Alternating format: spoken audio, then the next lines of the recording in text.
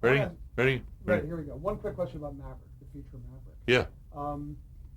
Was there any thinking about how that should compare to the original series, the television series?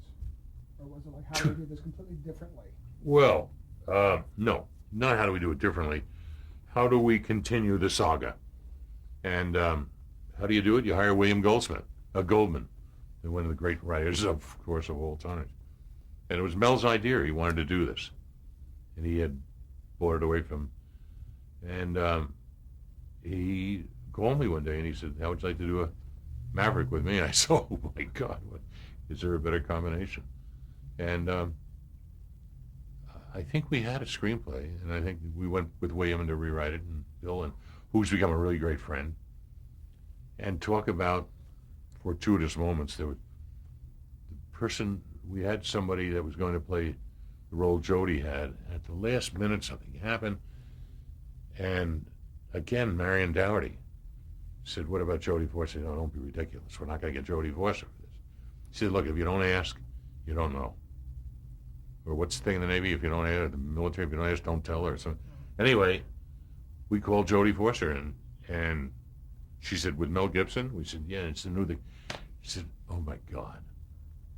And Jodie Foster came in, and it was, and then of course we got Jim, and it was just one of the great experiences of my life. I mean, I've had a lot of them. We shot it in a little, on a lake in Page, Arizona. What's that big lake? Powell. Lake Powell. And the state and the federal government allowed us to build on federal land, as long as when we finished, everything had to come out, every piece, every nail, every piece of wood. But every day to go to work, you had two options. You could leave Page, Arizona to get to the set by bus, which was a 2-hour drive, or you could have a speedboat, and that was 20 minutes. So we had speedboats lined up the whole end. It was warm summer. Guys would water ski to work. We had so much fun making that movie. And Mel he's just such a delight. He's so funny, and Jodie was hysterical and bright and witty, and we did terrible things to each other, and great jokes and great fun. And then Jim Garner comes on, James, and he was even. I mean, it was great experience.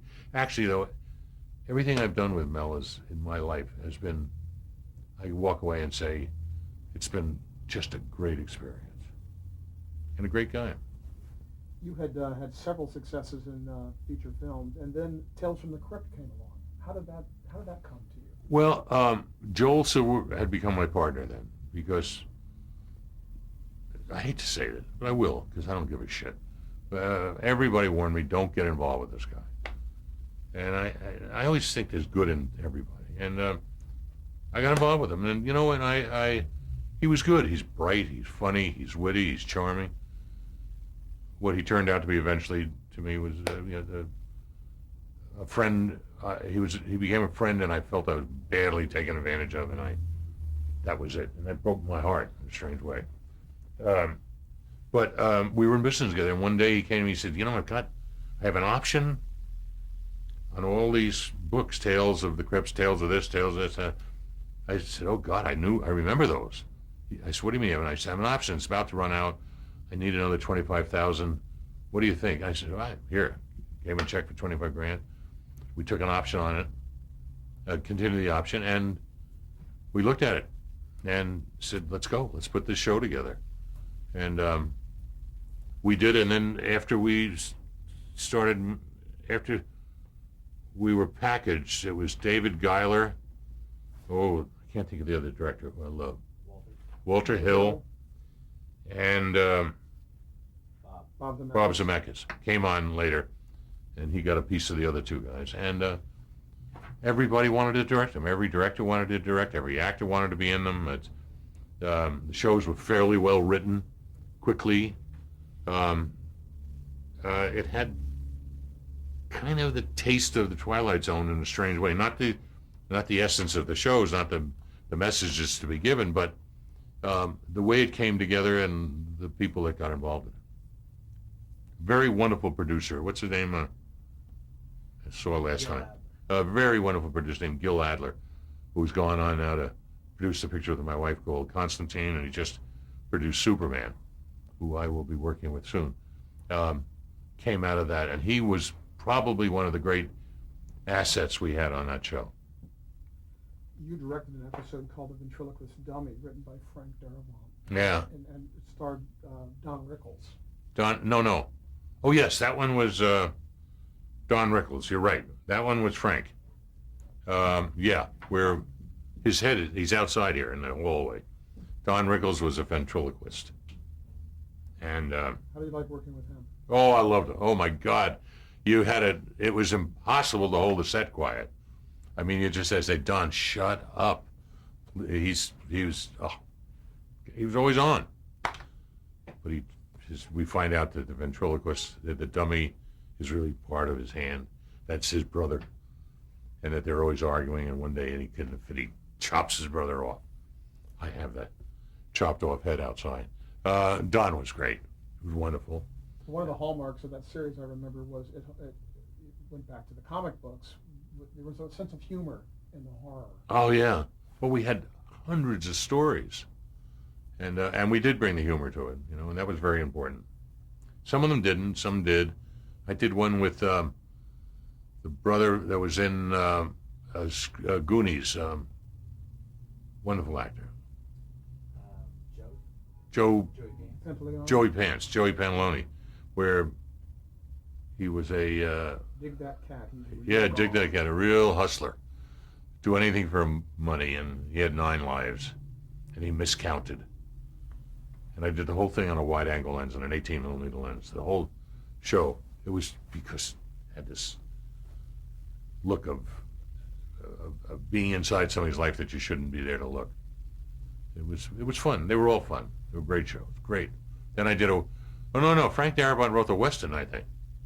Frank wrote Showdown, which with David Morse and a wonderful actor. What was his name? Neil Guantoli. What is it? Is it Guantoli? Quinn. And Roderick Cook. Yeah, Neil. And I don't remember. But he's a wonderful actor. He was in, what was the movie they made about the bomber in the Second World War, the B-24? Memphis Belle. He was in that. Wonderful actor. Neil. Why don't I see these people? Good actor. David Morse, of course, I had from Inside Moves, and also just finished 16 Blocks for me. That was a fun show to do. It was a fun show to produce, fun show to do. The producer did all the work, but we took the glory. Tell me about your current projects. What are you up to now? Oh, golly. We were involved in a lot of television, but I just feel it's not worth the effort anymore. There's so many great shows on television and great writers and showrunners that, and you have to keep them on for 100 shows before it's just not worth the effort for it. So we've kind of dropped that. We have one show, one book we've just optioned for television, but it'll be for the HBO, hopefully.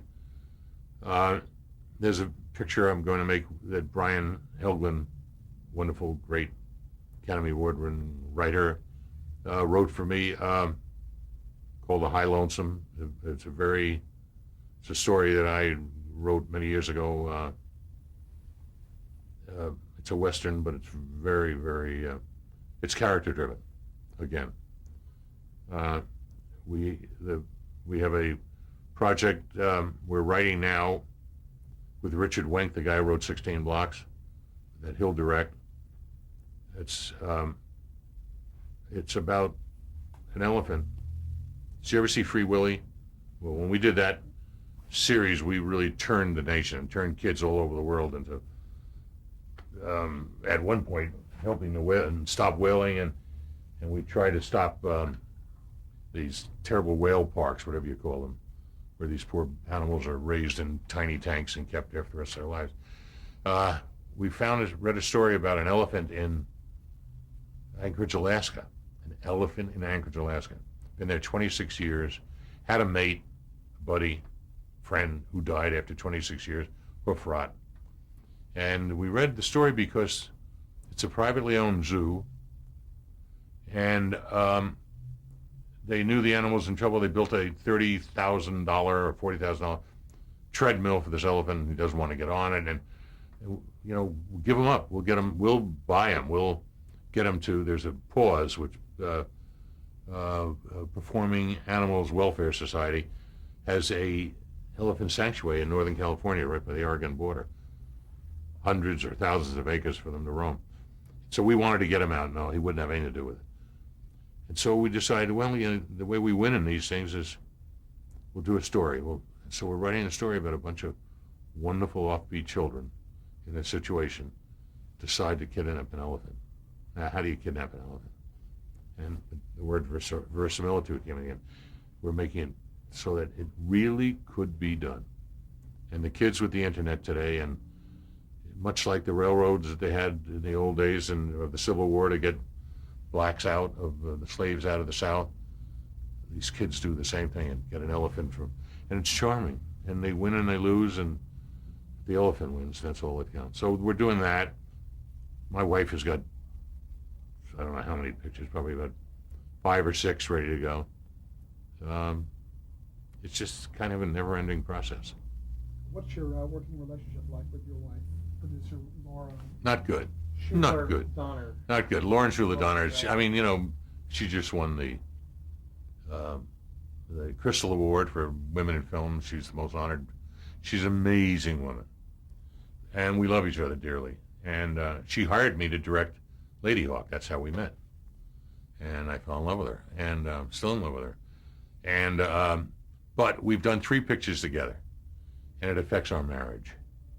So we have a company together, and we do pictures together, but not work on them. I mean, when projects are out, and it's better we don't work on it because I'm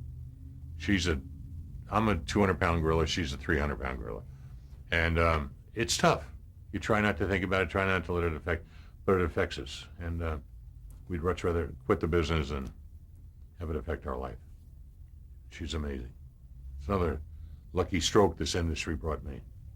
What's your proudest achievement in your career? Proudest achievement in my career? Well, I just said it. Quite honestly, the greatest achievement in my career is that after so many years of bachelorhood, I met this incredible woman, producer.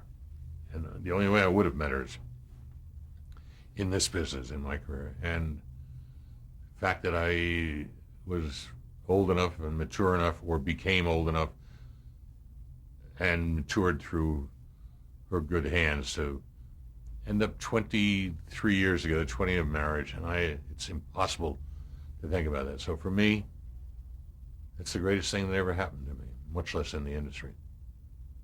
How about do you have any career regrets? Career regrets? None. None. I mean, things I should have done different, things I shouldn't have done, things I should have done, should have picked up that, should have been that.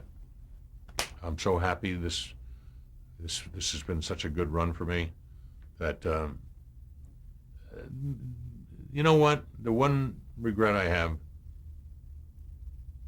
was the story I told you about this friend of mine that I worked with for 10 solid years, and I considered a really good friend. And that he would have done what he did to me, and that it hurt. But it was the business. It all reverts back to the business. I, me, and my. It's the only regret. Talking about Joel Silver. That's the regret. Yes. Okay. What advice would you give to an aspiring director? Don't go near Joel Silver. What advice I'd give? Just, direct everything you get your hands on, even if it's traffic. Direct. Make anything, do everything. Keep busy. Just keep honing your work so when the opportunity comes, you're ready. It took me 3 films to be ready. Just work. No bullshit about, I'm going to do this, I want to be a director. If you're a director, you're a director. If you're an actor, you're an actor, and I don't want to be. So go do things and a part of your life. And if you don't, you're never going to be there. Do you think that technology has helped the medium of television, media of television and film? Has it helped? Yes. Oh, I think any advance in anything in life. I mean, any science, any art. I mean, look how art has advanced and changed through innovations that are so. And same thing in motion pictures and television. It's all the advancements are nothing but career enhancements, you know, and that you can take and use properly. Don't overuse them, is my own. I mean, nowadays, you know, I think they're using computer graphics too much. There used to be the untouchable in pictures. There used to be that thing that it didn't quite have presence. You couldn't quite get there, and you could always get as close. Nowadays, I think it's being overused. You can do everything so that all of a sudden there's no mystique. You can do anything your heart imagines, and you got the buck to do it. I think when you lose that mystique and that touchstone that you really can't ever really reach, I think it hurts. I think it will gradually slow down and revert back, and then eventually it'll go on where computers will be the actors too. I think acting and directing are a thing of the past. I really think it's computers. It's going to be computers and thought process. I think. Joe Barbera said that to me years ago in animation. And he pointed out this television, Max Headroom. Remember that? Headroom. Headroom. What is it? Max Headroom. Yes. And that was really the start of the end of Screen Actors Guild and the start of the Technical Directors Guild of America. How would you like to be remembered? That he lived to be 120 and in great health, great stamina, and his wife lived right alongside him. I mean, how do I like to be remembered? I have no idea. I mean, I'm a good guy. I have great friends. The world has been good to me. I have a great family. I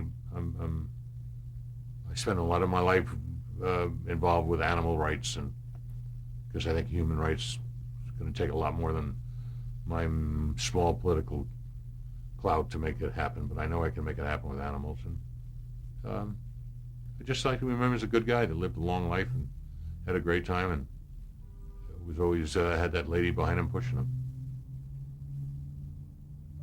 Okay. Thank you, Richard. Oh, thank you. Thank you. Actually, you know, we missed a whole... No, I'm kidding. We can always keep going. Oh,